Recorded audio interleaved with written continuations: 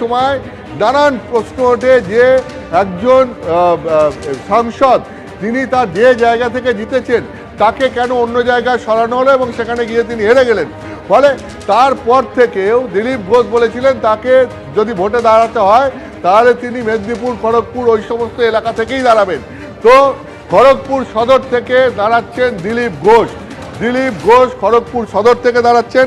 এছাড়াও যে উল্লেখযোগ্য ঘোষণাগুলো আজকে 144টা কেন্দ্রের মধ্যে রয়েছে, তার মধ্যে তুফানগঞ্জ থেকে দাঁড়াচ্ছেন মালতী রাভা রায়। শঙ্কর ঘোষ দাঁড়াচ্ছেন শিলিগুড়ি থেকে, শঙ্কর ঘোষ শিলিগুড়ি থেকে দাঁড়াচ্ছেন। এছাড়া মুর্শিদাবাদ থেকে দাঁড়াচ্ছেন গৌরী শঙ্কর ঘোষ, তিনি মুর্শিদাবাদ থেকে দাঁড়াচ্ছেন। চাকদা থেকে দাঁড়াচ্ছেন বঙ্কিমচন্দ্র ঘোষ। ভাটপাড়া থেকে দাঁড়াচ্ছেন পবন কুমার সিং।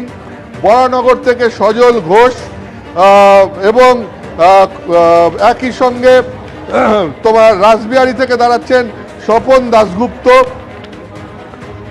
অগ্নিমিত্রা পাল দাঁড়াচ্ছেন আসানসোল দক্ষিণ থেকে এবং বীরভূমের সিউড়ি থেকে দাঁড়াচ্ছেন জগন্নাথ চট্টোপাধ্যায় এবং ময়ূরেশ্বর থেকে দাঁড়াচ্ছেন দুধ কুমার মণ্ডল।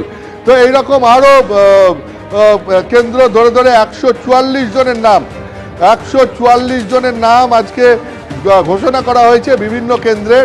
তো তার মধ্যে আমি তোমাকে যেটা বললাম যে সব থেকে গুরুত্বপূর্ণ সিদ্ধান্ত হচ্ছে ভবানীপুর থেকে শুভেন্দু অধিকারী দাঁড়ানোর সিদ্ধান্ত। তার কারণ শুভেন্দু অধিকারী এই ভবানীপুর কেন্দ্রে গত কয়েক মাস ধরে তিনি যাতায়াত শুরু করেছিলেন এবং তিনি বলছিলেন ভবানীপুর কেন্দ্র থেকে মুখ্যমন্ত্রী দাঁড়ালে পরে তার চ্যালেঞ্জ রইল মুখ্যমন্ত্রীর কাছে। তিনি নন্দীগ্রামে যেভাবে মুখ্যমন্ত্রীকে হারিয়েছিলেন ভবানীপুরেও ওইভাবে মুখ্যমন্ত্রীকে হারাবেন, এটা তিনি মাঝে মধ্যেই তার বক্তৃতায় বলছিলেন এবং ভবানীপুর কেন্দ্রে ঘন ঘন যাতায়াত তিনি শুরু করেছিলেন। এই সময় শুভেন্দু অধিকারীকে যখনই জিজ্ঞাসা করা হয় যে তিনি কি ভবানীপুর থেকে দাঁড়াবেন, প্রথম দিকে তিনি বলেছিলেন তিনি না দাঁড়ালেও যে দাঁড়াবেন তার দায়িত্ব তিনি নেবেন। পরে কয়েকদিন আগে তিনি বলেছেন যে ভবানীপুর কেন্দ্র থেকে দল যদি চায় তাহলে তিনি দাঁড়াবেন।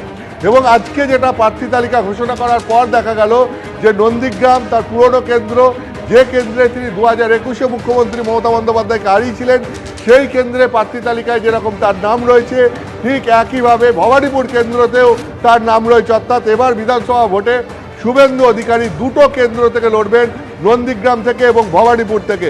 এবং যেটা অনেকেই মনে করছেন যে এবার ভবানীপুর কেন্দ্রে সরাসরি আবার গতবার নন্দীগ্রামের মতো এবার ভবানীপুরে মুখ্যমন্ত্রী মমতা বন্দ্যোপাধ্যায়ের সঙ্গে বিরোধী দলনেতা শুভেন্দু অধিকারীর সরাসরি লড়াই দেখা যাবে।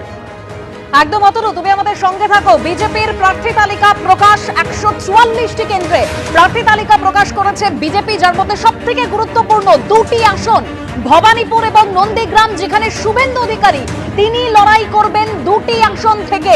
তার পাশাপাশি দিলীপ ঘোষ তাকে আবার ফিরিয়ে আনা হলো খড়গপুর সদরে, অর্থাৎ খড়গপুর সদর থেকে তাকে প্রার্থী করা হলো, বিজেপি প্রার্থী করলো। এর পাশাপাশি শিলিগুড়িতে শঙ্কর ঘোষ, তিনি সেখানকারই বিধায়ক, তিনি আবার সেই আসনেই লড়ছেন। পাণ্ডবেশ্বরে বিজেপি প্রার্থী জিতেন্দ্র তিওয়ারি। খড়গপুর সদরে যেরকম আপনাদের জানাচ্ছিলাম দিলীপ ঘোষকে আবার সেখানে ফিরিয়ে আনা হয়েছে। মুর্শিদাবাদে বিজেপি প্রার্থী গৌরী শঙ্কর ঘোষ, হরিণঘাটার বিজেপি প্রার্থী অসীম সরকার, কোচবিহার উত্তরের বিজেপি প্রার্থী